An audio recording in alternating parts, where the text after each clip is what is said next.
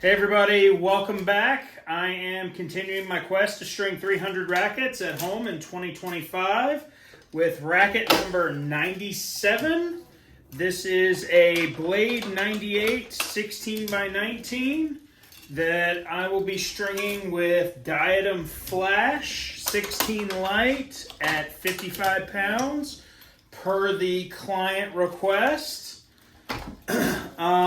This racket is actually one of my personal collection that I am starting to sell off to try to cull the herd here.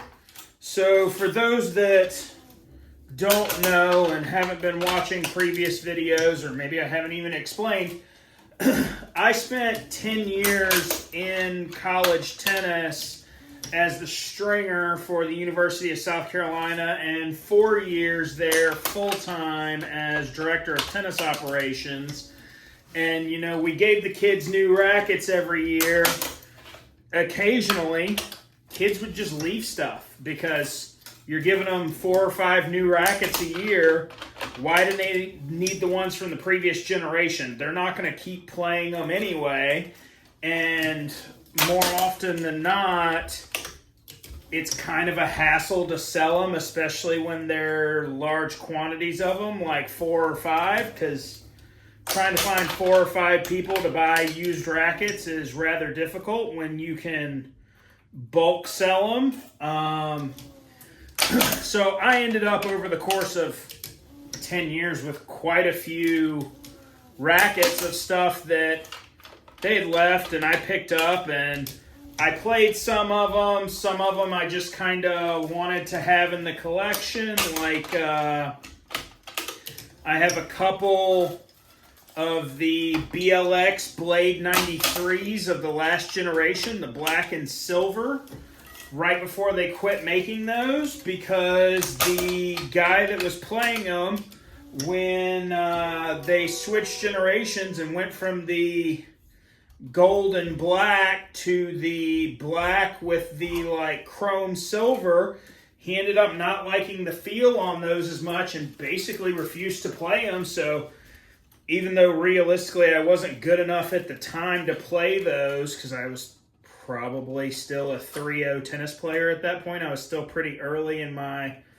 overall tennis journey, I took them and I tried to hit them and had a pretty good time, because if you can connect on a 1820 93 square inch racket that's like 12 ounces, you can do some damage if you can hit that thimble size sweet spot.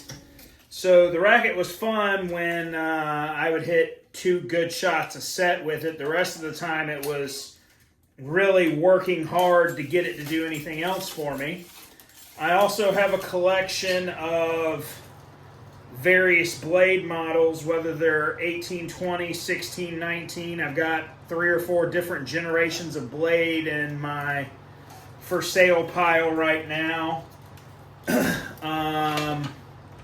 a E-Zone, or not an E-Zone, an Extreme from, I don't know, 2012, 2014. It's the yellow and black one.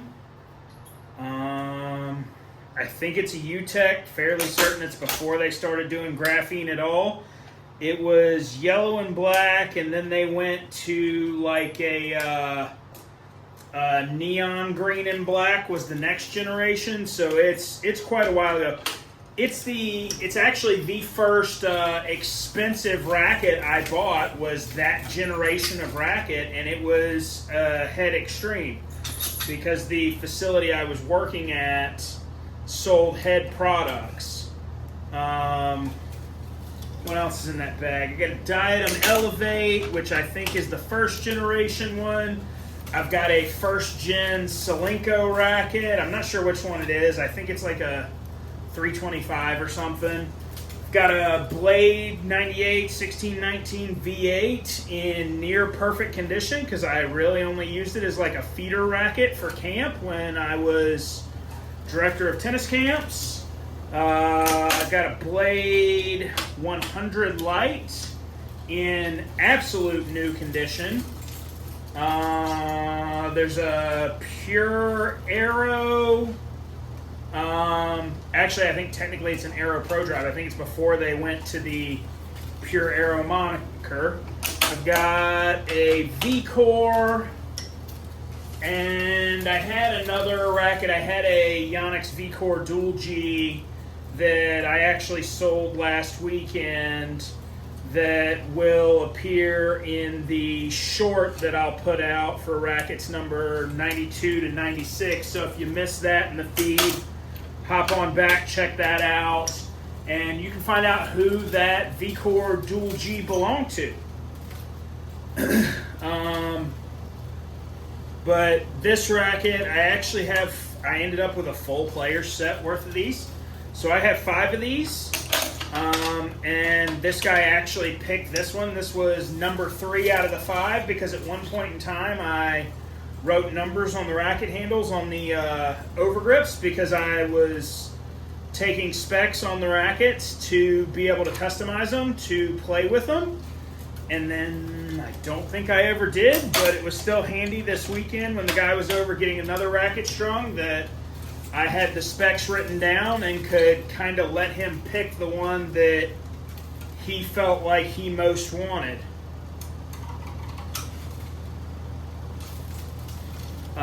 He was playing Diadem polys before. He says he prefers a co-poly for it to be a little softer than a polyester, even though in all actuality that's still misleading. There's still not a whole lot soft about a co-poly. It's just on an arbitrary scale of softness. Potentially it's a little softer than a full-blown polyester like a 4G or a Torbite or something like that. This string set actually came off of a reel. I purchased the reel from Diadem years ago with the intent to potentially use it myself and then just kind of decided not to. I do actually really like the way the string plays. It's advertised as a round string, but frankly the ball moves like it's a shape string. Like the ball is, in my experience with this string, actually fairly spinny as a generality compared to most of your other round polyesters like an Outlast or a Max Power or even an Alu. I don't find your round polyesters, at least with my particular stroke style, I don't find that they're particularly spinny. I find that I get much more spin out of a rough or a shape string, hence why I typically play Solinco Torbite rough mains and Solinco Torbite crosses, because I just feel like I get better spin out of the shape strings. Almost done with this one here. And then I can give him a call, let him know it's done, let him know he can pick up. This is one of the guys that last weekend hung out while I strung his racket and gripped him and all that. You know, that's kind of the turnaround time for a lot of people is kind of a hot topic on your message boards and that type of thing. You got guys charging extra for same day and even charging extra for next day. And you even have folks that charge like a double rate for people that just want to wait on it. And I guess I get it if you're a pro shop and you're like incredibly busy. But if you're somebody that's doing, let's say you even do 10 a day. If you know that realistically your average is going to be 8 to 10 a day, that's like, if you're doing this for money, you should be doing 10 rackets in 3 hours, kind of no problem.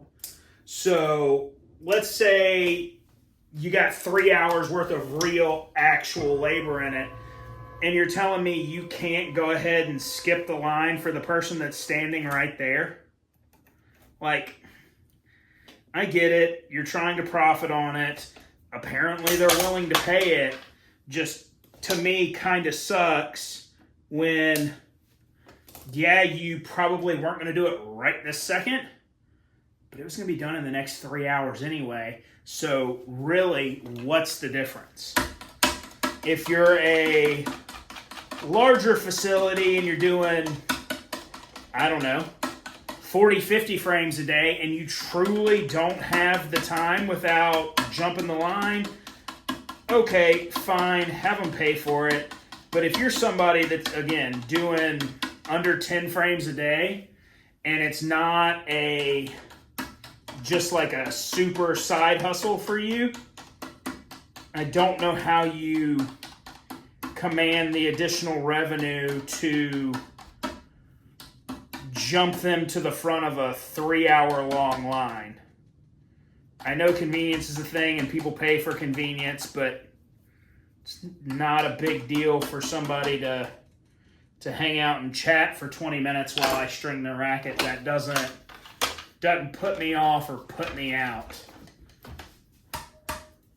Because most of the time when they drop it off, unless I already have plans or I'm just already busy, I'm gonna string it kind of right then anyway. Like, you drop it off to me at 5:30 p.m., I'm probably got it on the machine at 6 o'clock to go ahead and string the racket, so that I can get it knocked out and you can swing back either that night if you're out and about, or the next day and pick up during the day. 38 DT on that at 55 pounds, one piece, full polyester. That is racket number 97, along with a lot of story time. And I got some rackets for sale. If you heard me list anything you might want, holler at me in the comments. Or you can find my email address on my website that is also linked in the description. And just shoot me a message. I don't have a problem shipping rackets. I can do that, not a big deal. And if you would like them strong and like to become part of the video series, great, let's do it. Thanks for watching. See you guys next time.